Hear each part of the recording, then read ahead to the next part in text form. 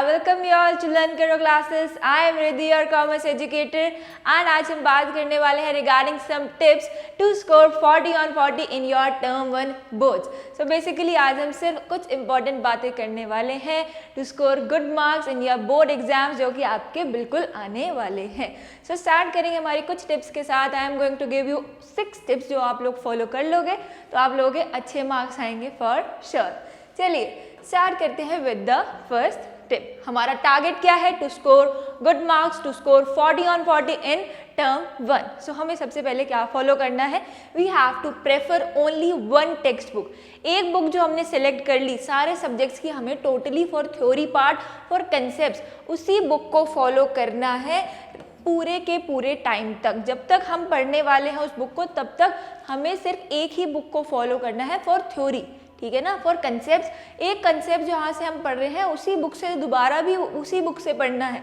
ये नहीं होता कि आप थ्योरी एक बुक से पढ़ी फिर दोबारा थ्योरी भी दूसरे बुक से पढ़ ली. ठीक है ना? जो भी हमने कंसेप्ट्स पढ़े, जो भी हमने बातें पढ़ने की हैं, जो अंडरस्टैंडिंग की है, वो सारी बातों के लिए हमें सिर्फ और सिर्फ एक ही बुक को प्रेफर करना है सारे सब्जेक्ट्स के लिए. जो भी हमने एक पर्टिकुलर बुक इस सब्जेक्ट के लिए है तो इसी को हम टोटली फॉलो कर रहे हैं.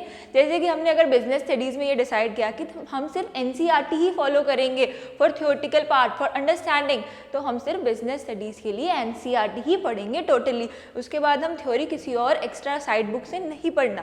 क्वेश्चंस हम सब जगह से करेंगे बट जो थ्योरेटिकल पार्ट है, जो अंडरस्टैंडिंग पार्ट है, फैक्चुअल पार्ट है, that we are going to do from only one book. Clear हुआ? ये स्टेप को फॉलो करोगे? ठीक है. चलिए let's come to the second step. अब देखो अपना टाइम टेबल बनाइए. Prepare your own time table. YouTube पे बहुत सारे टीचर्स, बहुत सारे लोग आप लोगों को टाइम टेबल बनाकर दे रहे हैं. सबसे बेस्ट क्या है कि अपना टाइम टेबल खुद बनाओ. अपने टाइम टेबल में खुद सेट करो कि इस टाइम पर मैं सबसे ज़्यादा पढ़ सकता हूँ तो मैं इस टाइम पे सबसे ज़्यादा यूटिलाइजेशन करूँ. सबसे ज़्यादा जो भी सब्जेक्ट मुझे हार्ड लगता है वो सब्जेक्ट मैं इसी टाइम पर कर लूँ. ठीक है ना?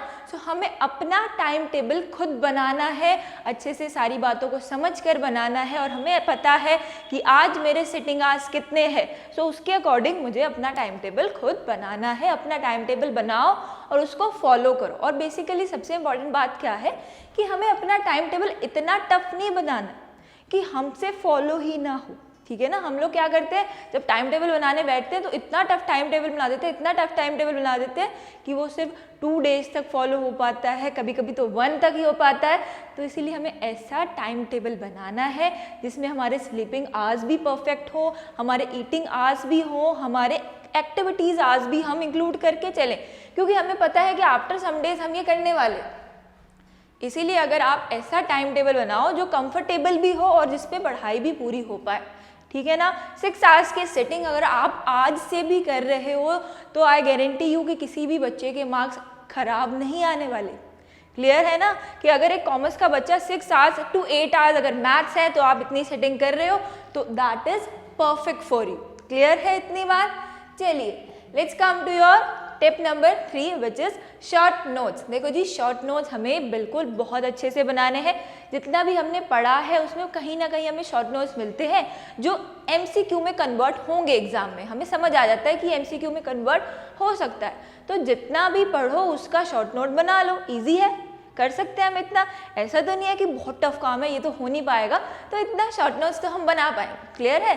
तो चलिए इतना हम कर सकते हैं. चलिए जी, next tip we have to follow a formula of R square. R square का क्या मतलब है? Revise and reward. एक देखो, एक क्या करना है हमें, हर संडे हमें जितना हमने पूरे वीक में पढ़ा वो रिवाइज करना है और अपने आप को रिवॉर्ड देना है अगर हमने वीक में अपना टारगेट कंप्लीट किया है तो. सो R स्क्वायर को हमें फॉलो करना है. क्या है उसमें? Revise and reward. संडे को हम सिर्फ और सिर्फ रिवाइज करेंगे जो हमने पूरे वीक पढ़ा और रिवॉर्ड देंगे खुद को कि हमने अपना टारगेट जो है कंप्लीट कर लिया. वीकली टारगेट हमने कंप्लीट कर लिया. ठीक है? चलिए next tip we have sample papers, mock test. सारे के सारे कर लो. जितने भी सैम्पल पेपर्स मिलते हैं, जितने भी प्रीवियस ईयर पेपर्स मिलते हैं, जितने भी मॉक टेस्ट मिलते हैं वो सारे के सारे हमें कंप्लीट करने हैं. ठीक है? एक बेसिकली बात ये कि जब मैं पढ़ाई करती थी, कि जब I was in 12th class, तो मेरे टीचर ने मुझे एक बात कही थी कि क्वेश्चन अगर मैं तुम्हें कहीं से भी पूछूं क्वेश्चन अकाउंट्स का अगर मैं तुम्हें कहीं से भी पूछूं तो उसमें सिर्फ डिजिट्स ही तो अलग होंगी। तो अगर तुम उस क्वेश्चन को अटेम्प्ट नहीं कर पा रहे, उस क्वेश्चन को समझ ही नहीं पा रहे, तो इसका मतलब है कि पूरे साल जो तुमने पढ़ा वो किसी काम का नहीं था। तो यहाँ पर बेसिकली कहने का मतलब ये है कि जहाँ से भी क्वेश्चंस मिलते हैं, जैसे भी क्वेश्चंस मिलते हैं, हमें सबको अटेम्प्ट करना है, ठीक है ना। अब हमने अपनी बुक के क्वेश्चंस तो प्रैक्टिस कर लिए, अब बाकी बुक से, इंटरनेट से, जहाँ से भी हमें क्वेश्चंस मिलेंगे हम सारे के सारे क्वेश्चंस प्रैक्टिस करेंगे, ठीक है जी। चलिए next step we have to stay focused. Stay focused का मतलब सिर्फ इतना नहीं है कि हाँ मैंने ऐसे लिख दिया स्टे फोकस्ड का मतलब है कि जो भी टाइम टेबल हमने बनाया है हम उसको फॉलो करेंगे। चाहे हमने 15 डेज का बनाया, अगर हमने वीक टाइम टेबल बनाया है, या फिर हम हर मॉर्निंग नया टाइम टेबल बनाते हैं, सभी होता है, तो हम उसको फॉलो करेंगे। बस हमें ये चलना है कि अब अगर फेस्टिवल अगर आने वाले हैं तो हम पहले से प्लान करके चलें कि इस डे पर हमें अगर पढ़ाई नहीं हो पाएगी तो हम उससे पहले दिन कवर कर लें, ठीक है ना। सो हमें ऐसे फोकस्ड रहना है और इस बात को ध्यान रखना है कि हमें अच्छे मार्क्स लाने हैं 12th क्लास में, और सबको प्राउड फील करवाना है अच्छे मार्क्स लाकर। क्लियर है इतनी बात।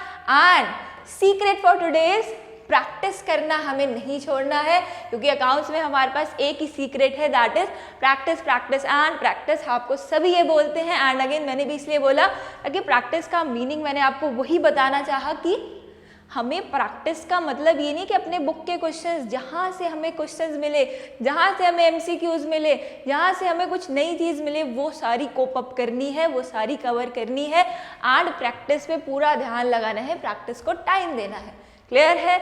इतनी बातों को भी अगर हम फॉलो कर लेते हैं तो हमें अच्छे मार्क्स लाने से कोई भी नहीं रोक सकता। आई होप आज का सेशन, आज की बातें आप सभी बच्चों के लिए बहुत बहुत बेनिफिशियल रही होंगी, एंड ये सारी की सारे टिप्स सभी बच्चे बहुत बहुत अच्छे से फॉलो करेंगे। एंड प्लेलिस्ट आपकी अकाउंट्स बिजनेस की बन चुकी है पूरी सिलेबस की, तो अगर किसी को भी प्रॉब्लम है तो चेकआउट कर सकते हो। लर्न करो ऐप आप सभी डाउनलोड कर सकते हो फॉर दुनिया के best notes, and Telegram group भी आप सभी ज्वाइन कर सकते हैं फॉर मोर अपडेट्स। आज का सेशन, आज की इंपॉर्टेंट बातें एंड होती हैं यहाँ पर, and I will meet you in the next lecture with next important topic.